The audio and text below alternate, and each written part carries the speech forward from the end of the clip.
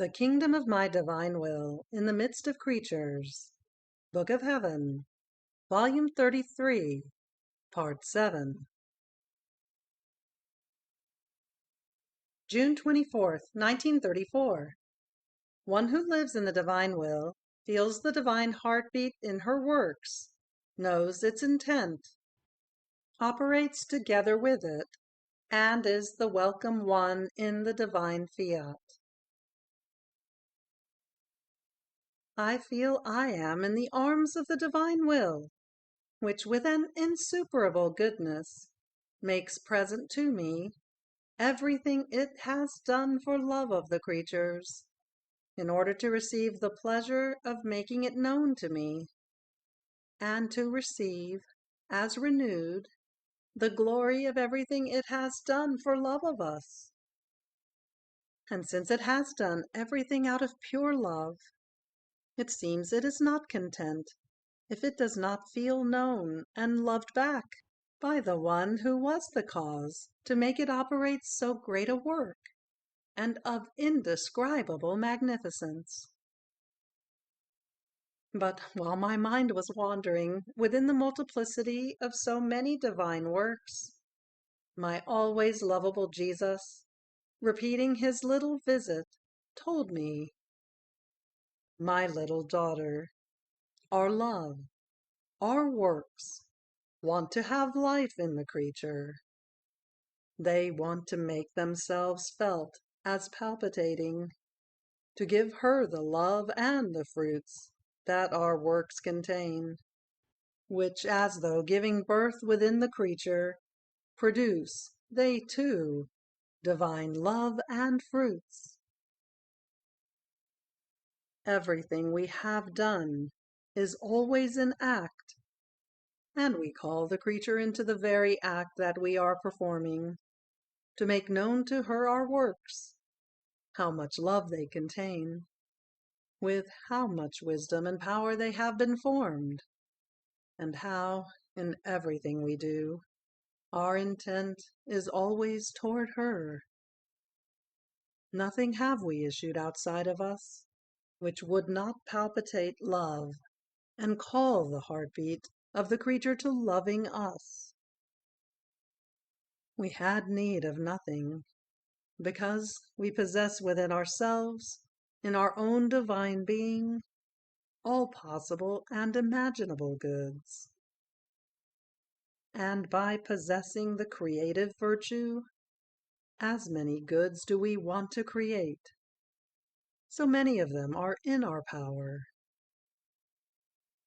Therefore, all our external works were made for the creatures, to give them love, to make them know who it is that has loved them so much, and like stairways, let them come up to us and give us their little love.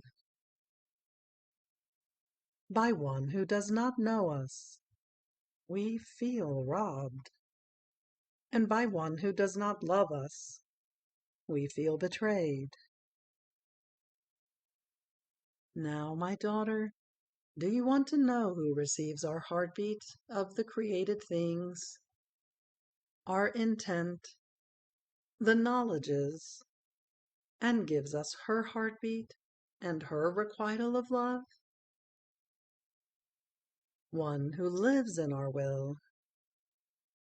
As the creature enters into it, with its wings of light, like arms, it clasps her to its bosom, and because it possesses its incessant act, it says, "Look at me, how I am operating." Or rather, let us do it together, that you may know what I do, my distinct love from one created thing to another, and you may receive all these degrees of my ardent love in such a way as to cover you and keep you drowned with love, but so much that you won't be able to tell me anything else but that you love me. You love me. You love me. If you do not know it, you will not be able to receive the fullness of love, nor enjoy the fruits of our works. Now, I want to tell you another surprise. As the creature enters into our will, not only does she do what we did in creation, in redemption, in everything, and remains enriched in an admirable way with the works of her Creator, but she gives us the new glory, as if our works were being repeated again. Everything we have done passes through the channel of the creature, for it is our will for this to happen, and by virtue of it, we feel the glory being repeated to us, as if we were stretching out a new heaven and were operating a new creation. And as we feel her coming into our volition, we welcome her, and overflowing with new love, we say to her, "Come, touch with your own hand what we have done. Our works are alive for you, not dead, and by knowing them you will repeat the new glory and the new requital of love." It is true that our works sing our praises and glorify us of their own, or rather, we ourselves sing our own praises and glorify ourselves continuously. But the creature in our will gives us something more. She gives us her will operating within our works, her intelligence in order to know them, and her love to love us. Hence, we feel the glory that a human will is repeating for us, the glory as if our works were being repeated. Therefore, always in my divine fiat do I want you, that you may receive its secrets, and drink in large gulps its admirable knowledges. By its being known, the life is communicated, the works are repeated, and the goal is achieved. Fiat. June 29th, 1934. Attentiveness. Eye of the soul. How in the divine will there are no blind creatures. The magnet. The coinage of the divine image in our acts. How God makes himself prisoner of the creature. The divine will never leaves me alone. It seems it is constantly watching me in order to invest my little thought, my word, the littlest of my acts. But it wants my attention. It wants me to know that it wants to invest my acts, and that as we look at each other, it gives and I receive. And if I am not attentive, it scolds me, but in a way so sweet that I feel my heart split. And it says to me, "Attentiveness is the eye of the soul, who is able to recognize the gift I want to give, and disposes her action to receive my investment." I do not want to give my goods to the blind. I want for you to see it and to know it. But do you know why? By seeing it, you appreciate my gift, and by being aware of it, you know it and you love it. And I make you feel vividly my light, my power, my love. And I feel being repeated in your little thought, word, and action what my own divine will can do, and how it is able to love. Therefore, the first thing I do to one who wants to live in it is to give her the eye with which to look at each other and know each other. Once we have known each other, everything is done. The living in my divine will is assured with its full vigor. Then my mind was wandering in a sea of light and of thoughts, and my sweet Jesus, surprising me, told me, "Ah, my daughter, the living in my will is the living of heaven. It is to feel in one's soul the life of light, of love, the life of the divine action, the life of prayer. Whatever the creature does, everything for her is life palpitating within her acts. You must know that one who does the divine will and lives in it becomes the magnet of the divine acts. Her little motion, thought, and works remain magnetized with a magnet so powerful as to magnetize her creator in such a way that this magnet draws him so much that he cannot move away from the creature. Our Supreme Being feels his gaze being magnetized, and he is always fixed on looking at her. He feels the magnet to his arms, and he keeps her clasped to his bosom, the magnet to our love, and we pour out so much as to reach the point of feeling that she loves us as we love ourselves. Now, once the creature has formed this magnet over us, our love comes to excesses.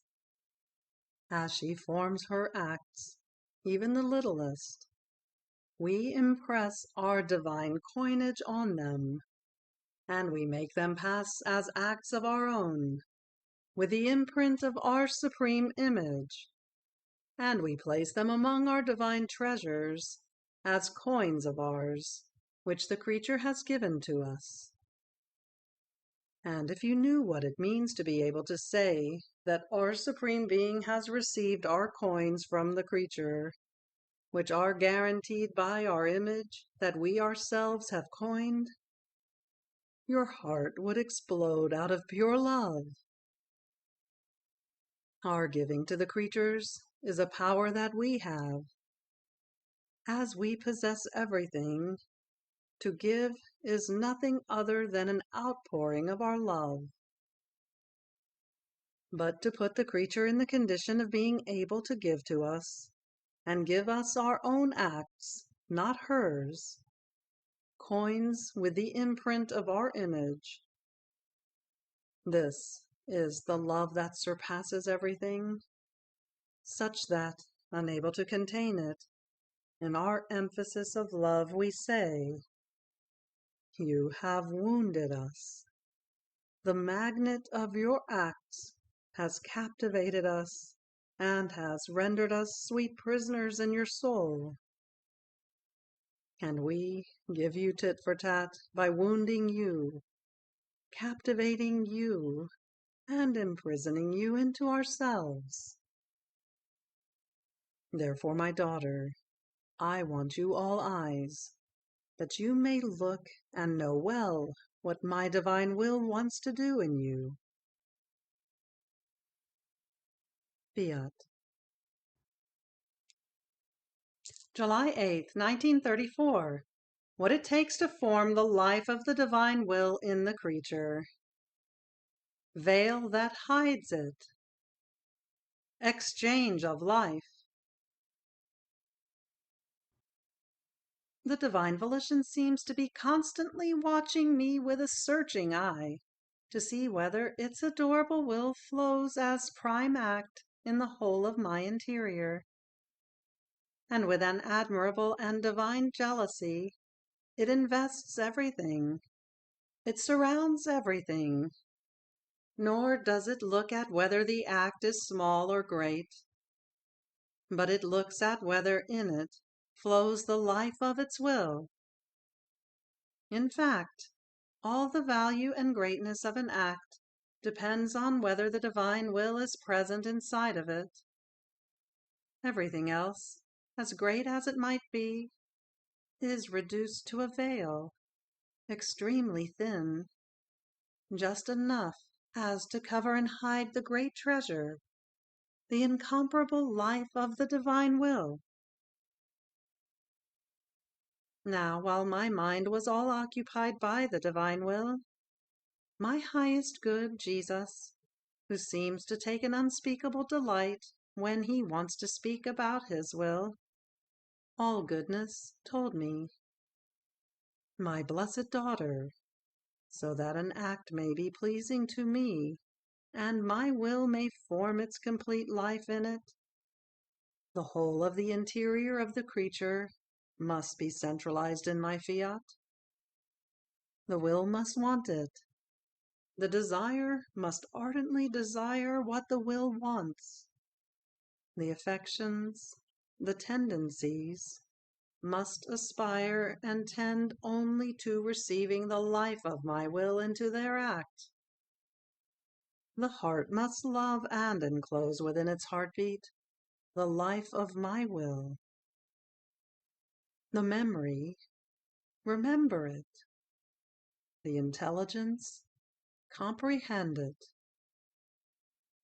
So everything must be centralized in the act in which my will wants to form its life. Just as it takes a will, a desire, a heart, affections, tendencies, memory, intelligence, in order to form a life, otherwise it could not be called whole and perfect life. The same with my divine will. As it wants to form its life in the act of the creature, centralized in the act or life that it wants to form, otherwise it could not be called whole and perfect life. This is why, then, my will wants everything, to be able to exchange the life of its love in the love of the creature, its divine desires and tendencies within hers, its uncreated heartbeat in the created heartbeat, its eternal memory in the finite memory. In sum, everything. It wants to be free in everything, to be able to form a life that is whole, not halved. And as the creature gives up of what is her own, so does my divine will make the exchange with what is its own. Then is its life fecund, and it generates, within the veil of the creature that covers it, love, desire, tendencies, memory, all of divine will, and there it forms the great prodigy of its life in the life of the creature. Otherwise it could not be called life, but simple adhesion to my will, not even in everything, but in part. Therefore it would not be able to bring about either the effects or the goods that my will possesses.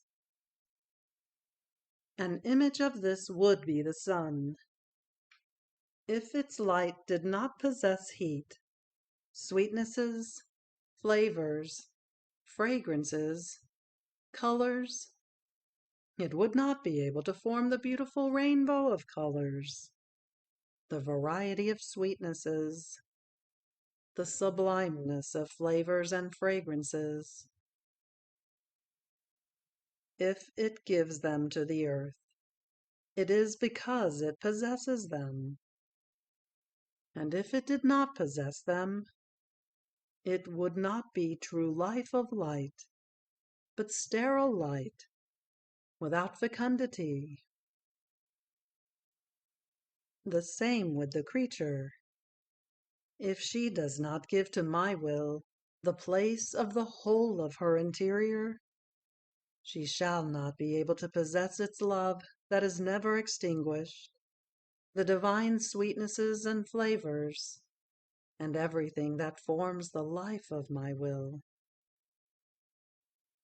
Therefore, do not keep anything of yourself and for yourself, and you will give us the great glory of having a life of our will upon earth, veiled by your mortal guises, and for you the great good of possessing it. You will feel flowing within your guises, like rapid sea, the happiness, the joys, the firmness of good, the love that always loves, the sweetnesses, the flavors, the conquests of your Jesus will be yours too. Your guises will continue the office of pains down here, but will have a life of divine will that will sustain them, which will make use of them in order to carry out the life of its divine conquests and victories within the human guises. Therefore, always forward in my will. Fiat. July 15th, 1934. One who lives in the divine will places herself in the condition of receiving and of being able to always give to her Creator. How one who prays disperses the money, forms the void, and acquires the capacity to possess what she asks for. I was doing my round in the divine will, and my little human will, lost within it, burned with the desire to braid all of its acts, to make them my own, to be able to exercise lordship over everything and hold in my power an infinite glory, an eternal love, innumerable acts, one distinct from the other, that never end, so as to be able to always give love, glory, and works to my Creator. As daughter of His will, I feel the need to possess everything, so as to hold the love that never says enough, and divine acts worthy of the supreme majesty. And my always adorable Jesus, almost to confirm to me what I was thinking, told me, "My daughter, for one who does my will and lives in it, everything is hers. If it gives itself to the creature, it does not give itself alone, but there it brings all of its works, because they are inseparable from it, and it makes use of them in order to let the one who lives in it range freely within it, and be nourished, delighted, enriched by its immense riches, and so as to put my will in the condition of being able to always receive from the creature.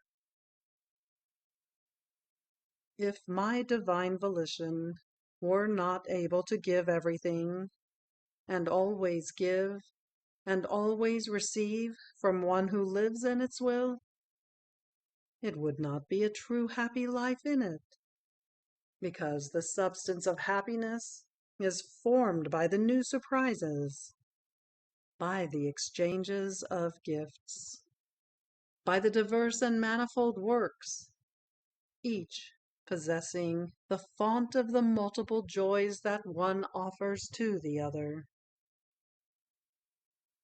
And they attest love to each other. One pours into the other, and in this pouring of oneself, they communicate secrets to each other, and the creature makes new discoveries of the divinity, and acquires more knowledges of the Supreme Being. Life in my will is not a joke. but operating life, and of continuous activity. Even more, you must know that there is nothing that was done by God, by the saints, or by anyone, which does not give itself to one who lives in my volition, because there is nothing good that does not belong to it. And just as you feel the need to possess everything, so do all feel the need to give themselves to you. But do you know why they want to pass through the channel of the human will? To give the good that they possess, and to have the good and the glory of their acts doubled for their Creator.